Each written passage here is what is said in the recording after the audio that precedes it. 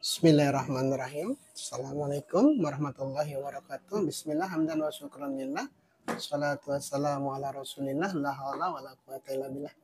Teriring doa dan salam untuk sahabat-sahabat semua. Semoga dalam kesempatan kali ini senantiasa dalam keadaan sehat walafiat dan tidak kurang satu apa, dan semoga pula senantiasa dalam lindungan dan rahmat Allah Subhanahu wa taala. Amin amin ya rabbal alamin. Di hari libur ini mudah-mudahan kita semua sudah sarapan ya, udah hampir jam 9 kah, hampir jam 9, dan mudah-mudahan tadi sarapannya juga terasa nikmat dan dibarengi dengan rasa syukur bahwa kita masih diberikan kesempatan untuk menikmati sarapan dan juga menikmati indahnya hari ini yang sangat cerah. Amin amin ya rabbal alamin. Ngomong-ngomong mengenai sarapan, ada sebuah pertanyaan yang tadi tiba-tiba menyeruak. Kenapa sih kalau pagi itu perut kita lapar, padahal semalaman kita tidur nyaris tidak beraktivitas, tapi kok pagi ketika bangun perut kita sudah lapar? Secara biologis konon, kenapa di pagi hari perut kita lapar itu disebabkan oleh beberapa faktor. Beberapa diantaranya adalah kalau kita menjelang tidur itu ngemil dulu nih, terutama ngemil yang manis-manis atau ngopi atau minum teh.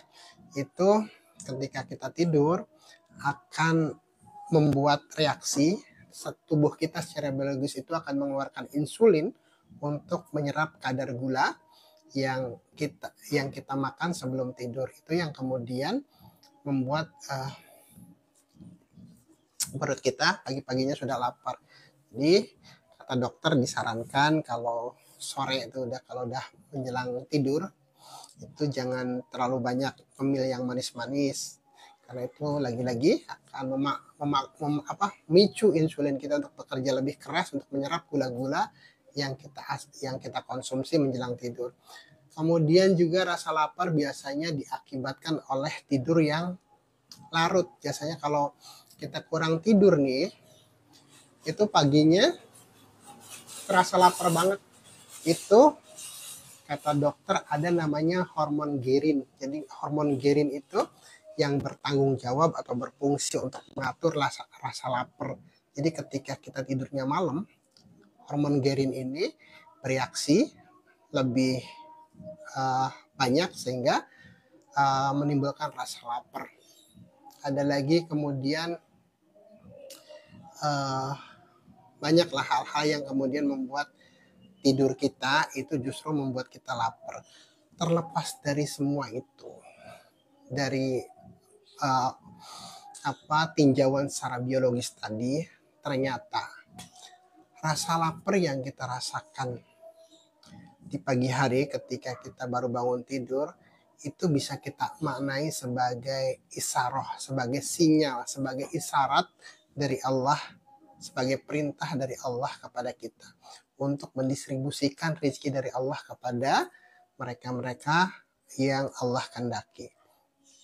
Realnya seperti ini, ketika kita lapar pagi-pagi, yang kepikiran oleh kita adalah untuk memenuhi rasa lapar itu kita beli sarapan. Dan secara hikmah itu kita bisa maknai bahwa ketika perut kita lapar kemudian kita pengen beli soto, kita pengen beli bubur ayam, kita pengen beli nasi kuning, itu perintah Allah. Kalau dibahasakan mungkin perintah Allahnya seperti ini. Hei kamu, tuh perut kamu lapar. Dengan wasilah perut kamu lapar itu, antarkan rezeki si tukang nasi kuning, antarkan rezeki kepada tukang bubur, antarkan rezeki kepada tukang soto. Jadi sepagi itu aja Allah sudah mendistribusikan rezeki yang tidak terhingga kepada siapa yang dikehendakinya dengan wasilahnya rasa lapar yang dirasakan oleh hampir setiap kita. Jadi kalau satu RT nih, misal isinya tuh kalau di sini ada sekitar 400 kepala, terdiri dari 50 keluarga atau 40 sekian keluarga di satu RT saya ini, dengan rasa lapar yang dirasakan oleh setiap kepala di pagi itu dengan 400 orang itu, kalau satu orangnya belanja atau beli sarapan dengan 10.000, artinya sudah berapa? Allah distribusikan rezekinya kepada para pedagang sarapan, baik itu nasi kuning, baik itu bubur, baik itu soto dan lain sebagainya. Itu dalam waktu pagi saja. Belum lagi di pagi itu kemudian sekalian belanja sayur, sekalian belanja lain-lain. Jadi kita tidak perlu kemudian ragu atau menyaksikan bahwa Allah itu menjamin rezeki semua makhluknya. Jadi sambil tadi contohnya dari rasa lapar kita itu sudah kebagian tuh, Allah distribusikan rezeki kepada penjual sarapan. Nah di tengah-tengah sarapan, saya di tengah-tengah belanja atau sedang beli sarapan itu, contohnya ketika makan soto, itu ada tulang-tulang yang mungkin bekas tulang sayap atau lainnya. Setelah dimakan, sisanya tulang itu dibuang dan itu ada rezeki kucing. Kucing makan dari sisa makanan yang kita makan tadi. Kucingnya nggak habis karena sudah kenyang atau mungkin agak keras. Semut juga kebagian makan sisa tulang yang tidak habis dimakan kucing. Semutnya kemudian entah keinjak, entah kenapa kemudian dimakan juga oleh hewan lain atau mungkin belatung. Jadi sedemikian detil Allah membagi rezeki hanya dengan rasa lapar yang kita rasakan di setiap pagi. Luar biasa. Hanya kadang ya kita selama ini mungkin tidak pernah berpikir sejauh itu bahwa lapar ya karena memang lapar saja. Paling ya tadi seperti di awal saya sampaikan, yang kepikiran oleh kita ketika perut kita lapar adalah unsur biologisnya, bahwa mungkin malamnya kita minum kopi di jam 8, jam 9 kita baru minum kopi sehingga kita jam 11 tidur, itu insulin kita bekerja untuk menyerap rasa manis atau kadar gula yang masuk bersama kopi yang kita minum. Kemudian tadi karena kita tidurnya begadang, nonton bola atau main game, sekarang lagi musim, itu juga akan memacu hormon girin yang membuat kita terasa lapar di pagi hari. Mungkin itu yang kita lebih paham, lebih kita perhatikan, lebih kita concern. Di luar tadi ternyata ada hikmah yang luar biasa dari rasa lapar yang Allah berikan kepada kita di pagi hari. Tadi itu rasa lapar itu adalah salah satu wasilah, salah satu alat, salah satu bentuk atau cara Allah mendistribusikan rezekinya kepada makhluknya, terutama ya kepada pedagang-pedagang yang berjualan sarapan dan lain sebagainya. Belum lagi kemudian ketika pagi-pagi ada yang mengeluh sakit biasa, misalkan sakit kepala, kemudian ada sakit perut atau asam lambungnya naik atau apalah. Nah itu juga kadang-kadang kita memaknainya adalah langsung mikir, saya habis makan apa sih? Kenapa ya saya pusing? Kenapa ya kok badan saya pada sakit dan lain sebagainya? Kita langsung, yang kepikiran oleh kita adalah apa yang menyebabkan ini terjadi. Kita jarang berpikir atau bahkan belum pernah berpikir bahwa ternyata sakit juga merupakan tanda kasih sayang Allah kepada kita, memberikan sinyal kepada kita untuk lebih memperhatikan kesehatan kita. Kalau kemudian pagi hari ketika kita bangun terasa kepala kita sakit, mungkin kolesterol kita sedang tinggi atau tensi kita sedang tinggi karena siangnya kita mengkonsumsi makanan-makanan yang berlebih, bukan makanan yang karena terlalu banyak lemak atau lain sebagainya, tapi yang sering membuat kita sakit itu karena kita berlebih dalam mengkonsumsi makanan. Kita berlebih makan daging, kita berlebih makan yang berlemak, kita berlebih makan gorengan, sehingga kemudian efeknya secara tidak kita sadari akan mempengaruhi kualitas kesehatan kita. Itu yang mungkin kepikiran oleh kita. Tapi lagi-lagi kita jarang berpikir bahwa dengan sakit kepala saja itu merupakan sinyal, merupakan isyarah dari Allah. Tolong dong bagikan uh, rezeki dari Allah itu ke penjual obat, ke toko obat untuk beli obat sakit kepala. Atau kalau kita asam lambung ya kita mungkin beli obat asam lambung. Bukankah itu terjadi distribusi ekonomi yang uh, kalau dalam bahasa kitanya distribusi ekonomi, pertukaran arus uang dan lain sebagainya. Tapi dari segi hikmah lagi-lagi bahwa itu adalah bentuk atau cara Allah untuk mendistribusikan rezekinya kepada siapa yang dikehendakinya. Jadi dari hal-hal kecil itu pun kita bisa melihat, kita bisa membaca bahwa memang tidak ada makhluk yang tidak Allah jamin rezekinya. Semuanya dijamin. Semuanya Allah berikan dengan kapasitas, dengan kadar, dengan waktu yang sesuai, yang tepat menurut Allah, bukan menurut kita. Kenapa kemudian harus ada takaran? Kenapa kemudian harus ada kadar? Kemudian kenapa harus ada waktu? Kepada siapa Allah memberikan rezekinya, berapa besarnya, itu juga bisa kita maknai. Sering dicontohkan oleh para ajengan, para ustadz, kalau kita memberi uang kepada anak kita yang usianya 3 tahun, uang 100.000 atau sejuta lah. Kira-kira uang itu akan menjadi manfaat atau jadi mudorot? Kalau anak kecil 3 tahun, kemudian menenteng uang 1 juta jalan-jalan, pasti itu akan mengundang bahaya bagi si anak itu. Karena boleh jadi dia akan dijahati oleh orang yang melihat dia dapat uang, atau setidaknya uang itu tidak akan berguna bagi si anak itu. Mungkin buat mainan, mungkin disobek-sobek, mungkin dibuang. Karena dia tidak tahu bahwa yang dia pegang itu adalah kertas yang berharga yang bisa dibelikan berbagai macam kebutuhan, tapi karena belum waktunya, maka over capacity. Uang 1 juta itu jadi tidak bermakna, uang 1 juta itu jadi justru bisa menimbulkan potensi bahaya. Jadi dengan melihat itu, dengan mempelajari atau mentafakuri hal tersebut, kita bisa kemudian berkeyakinan bahwa Allah Maha Adil, bahwa Allah Maha Teliti, bahwa Allah Maha Sempurna, bahwa Allah Maha Suci dari kealpaan. Tidak mungkin Allah ngasih rezeki kita itu dengan salah takaran, dengan salah waktu. Versi kita mungkin saat ini pengen punya uang miliaran. Versi kita mungkin kita pengen punya mobil yang besar, yang mewah.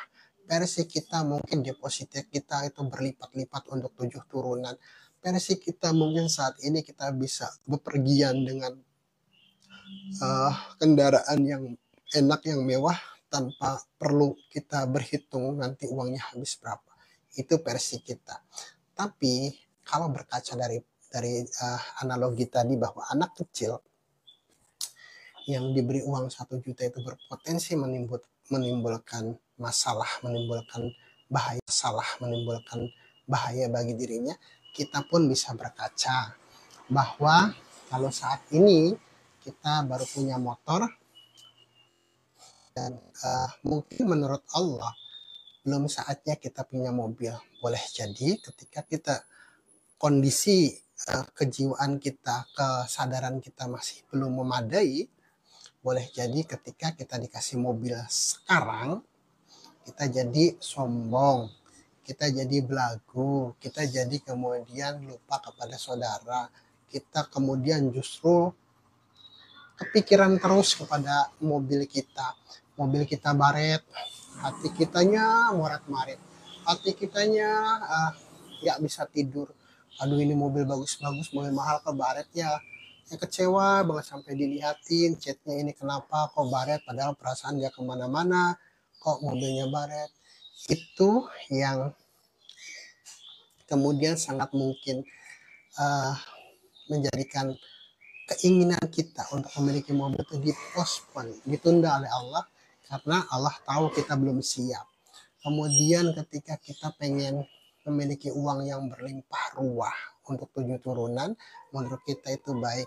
Tapi menurut Allah belum tentu baik. Karena dengan uang yang berlimpah itu lagi-lagi, kalau kita nggak siap, kesadaran kita belum sampai dalam level yang sesuai dengan kapasitas, maka ketika kita punya uang pun bisa jadi masalah loh. Ada adik datang ke sini paling mau minjem uang. Udah kepikiran seperti itu. Ada teman main juga kemarin juga minjem nggak bayar-bayar. Ada mertua kadang-kadang. Nah ini mertua kesini gangguin doang paling mau minjem. Pasti ujung-ujungnya minta duit. Kepikiran yang negatif, kepikiran yang jelek-jelek. Itu kalau kesadaran kita belum siap. Itu salah satu alasan logis kenapa kemudian rezeki kita masih dalam kadar yang sekarang ini. Kemudian lagi kalau misalkan tiba-tiba jabatan kita naik beberapa tingkat sekaligus. Dari staff misalkan langsung jadi manajer. Langsung egonya muncul nih, saya dong. Kalian sekarang jadi anak buah saya. Kamu harus nurut, harus begini-begini. Pokoknya jangan ngelawan saya dan lain sebagainya. Menurut kita, jadi bos itu baik.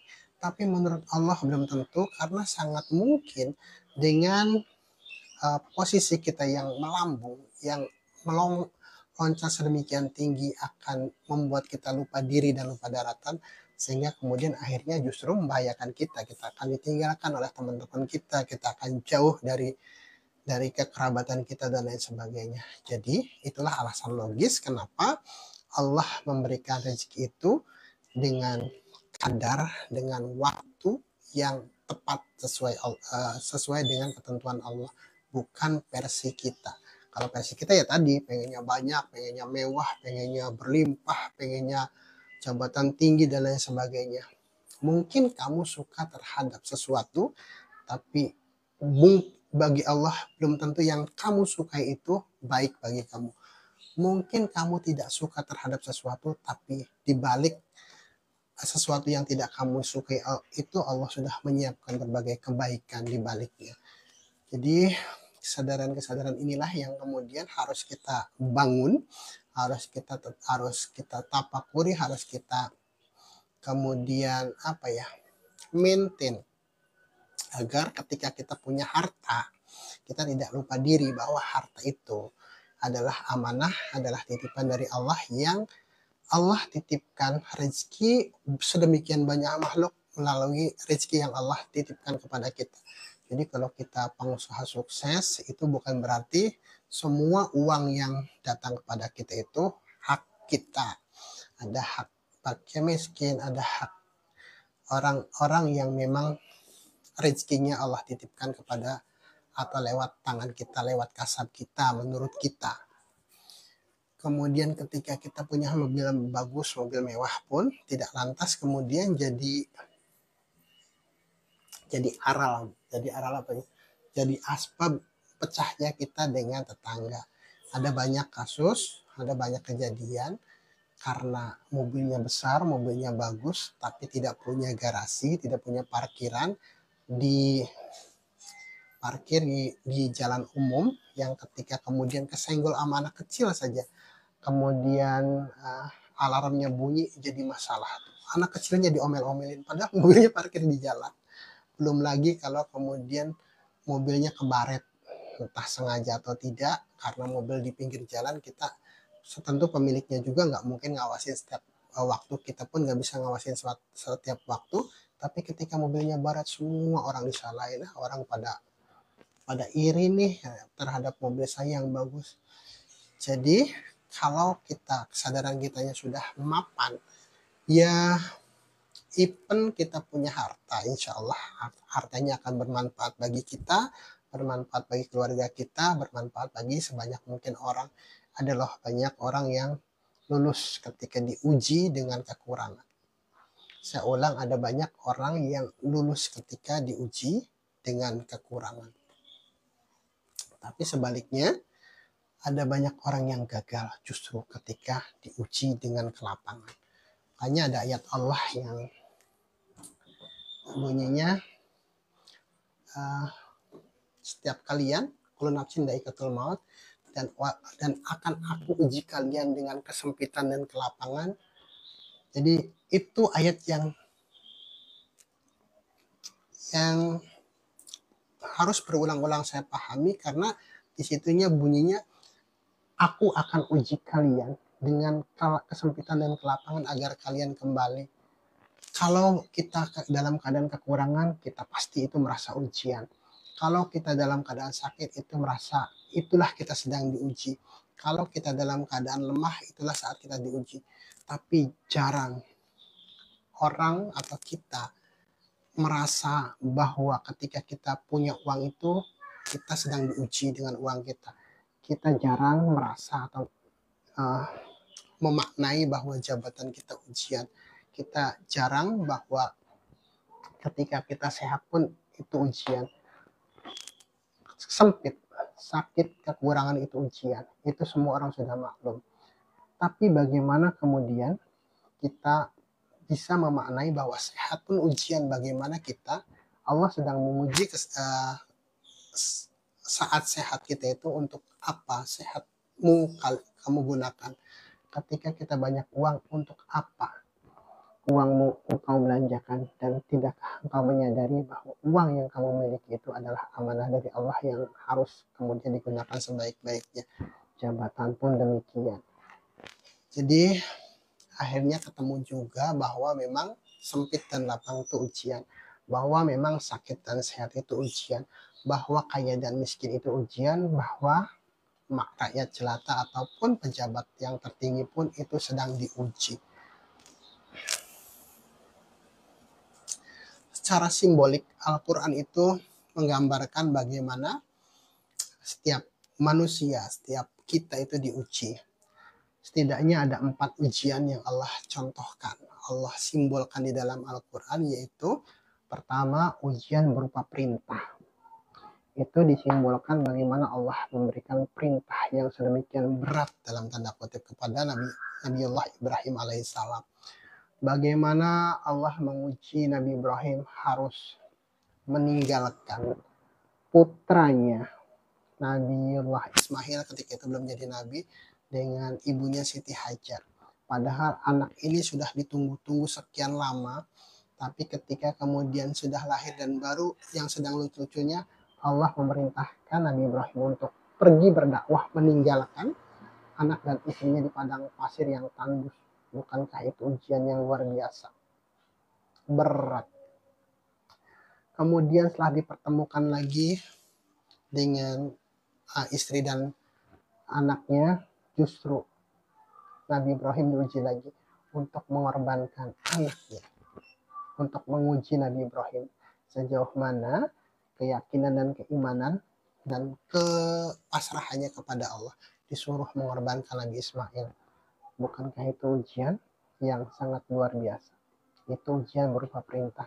Dan hebatnya Allah membuat cerita ini, membuat simbolis ini, bahwa dengan ujian yang sangat berat, Nabi Ibrahim bisa melaksanakan atau melewati ujian yang sedemikian berat. Jadi satu, perintah, ujian itu berupa perintah. Kemudian yang kedua, ujian berupa larangan. Ini juga disimbolkan bagaimana ketika Nabi Yusuf ketika itu belum jadi nabi diuji untuk tidak tergoda dengan Siti Julaiha yang ketika itu belum jadi muhrimnya. Nabi Yusuf dengan segala kelebihannya sangat mungkin untuk bisa menaklukkan Siti Julaiha, atau bahkan sudah takluk kepada ketampanan.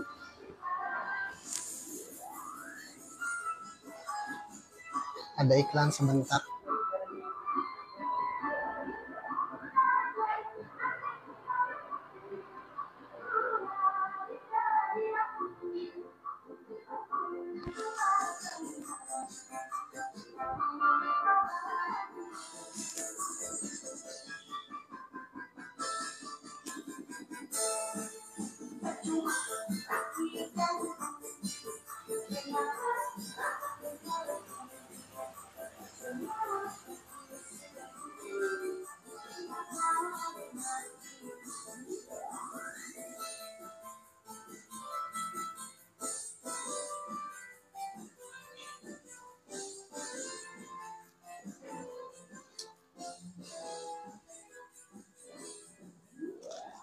Saya ulang, alhamdulillah tadi ada iklan sebentar.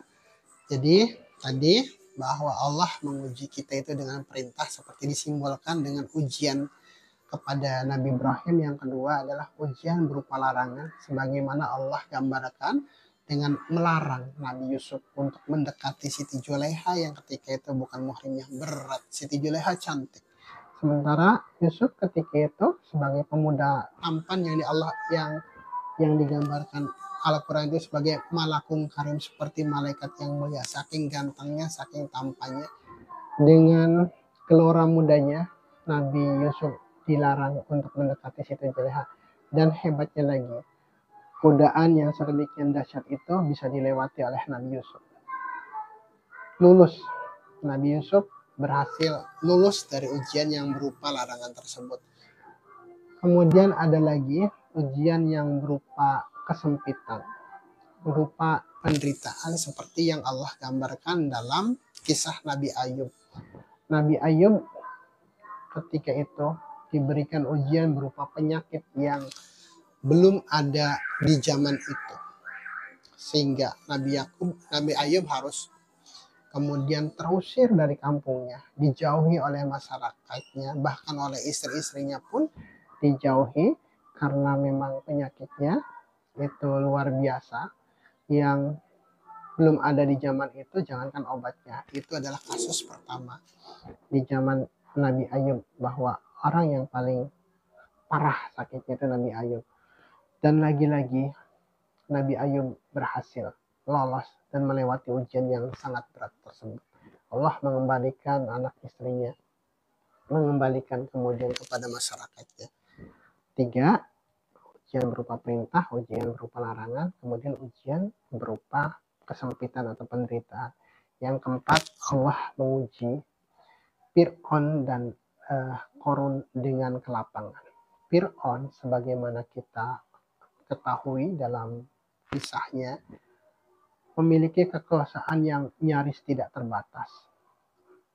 Kerajaannya luas, bahkan Fir'aun mentasbihkan dirinya sebagai Tuhan.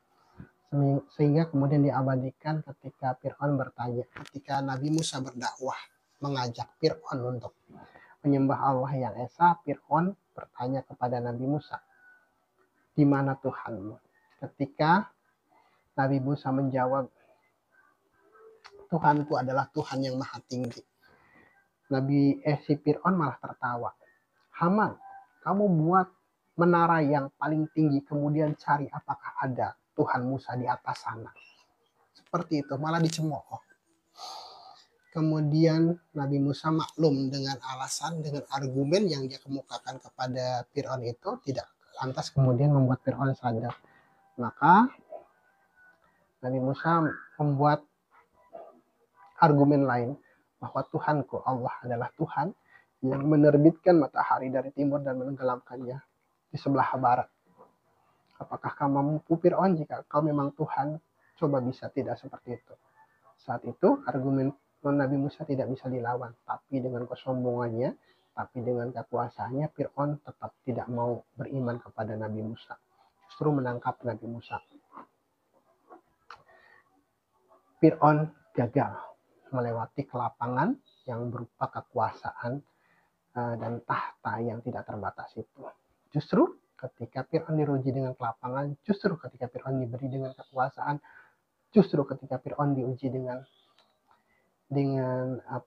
segala kemewahan, dia gagal. Satu lagi Qarun. Qarun ini dari kecil saya senang sekali dengar dongeng cerita ini, bahwa Qarun itu hartanya sampai harus dikunci gudang-gudangnya itu harus diangkut oleh keledai, saking banyaknya, saking harta bendanya tidak terkira.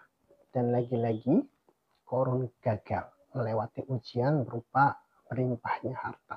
Qarun merasa bahwa harta yang ada yang sekarang dikuasainya adalah karena kepintarannya, karena dia ahli kimia dan lain sebagainya. Qarun tidak menyadari atau bahkan tidak mengakui bahwa harta itu titipan dari Allah.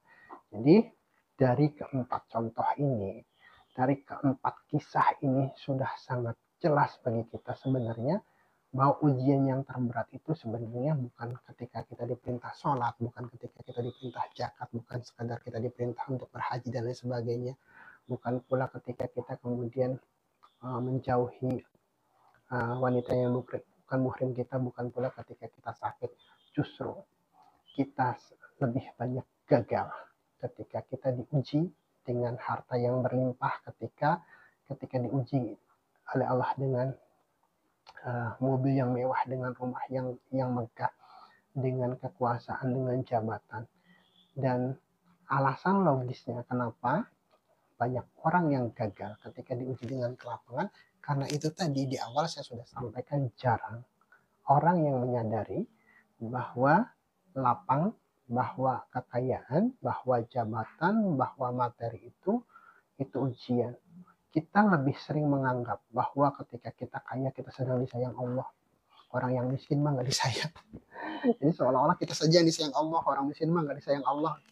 Ketika kita sedang menjabat, itu karena saya pintar, ini karena saya kuliahnya S-nya sedemikian banyak, itu karena saya punya masa, itu karena saya rajin sering bagi-bagi dan lain sebagainya.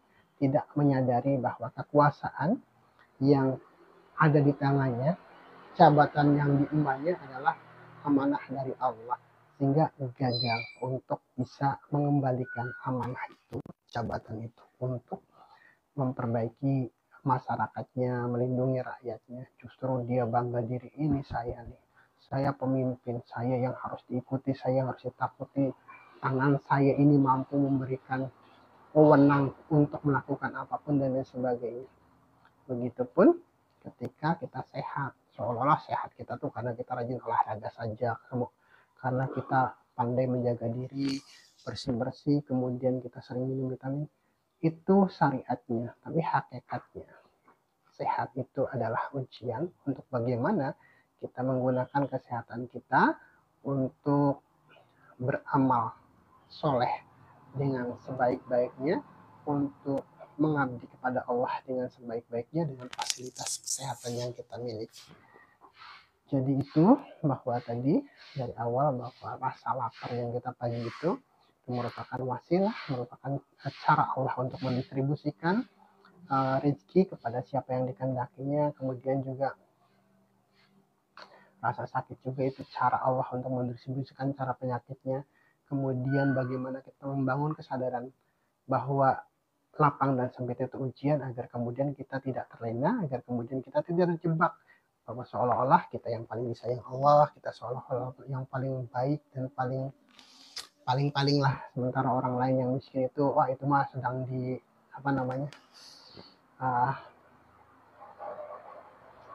karena dia tidak dicintai Allah, karena ini karena tidak.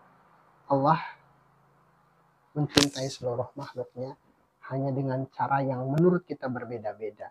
Ada yang cintanya itu dengan memberikan kelebihan, ada yang Allah dengan mencintai makhluknya dengan berupa kesempitan. Dua-duanya cinta dari Allah, bagaimana kemudian kita bisa memaknainya dengan baik agar dua-duanya akan berdampak baik kepada kita. Ketika kita sempit kita bisa bersabar, ketika kita lapang kita bisa bersyukur. Dua-duanya ladang pahala kita, dua-duanya jalan bagi kita untuk mengenali siapa pencipta kita. Itu akhirul kalam, billahi taufiq wal hidayah. Wassalamualaikum warahmatullahi wabarakatuh.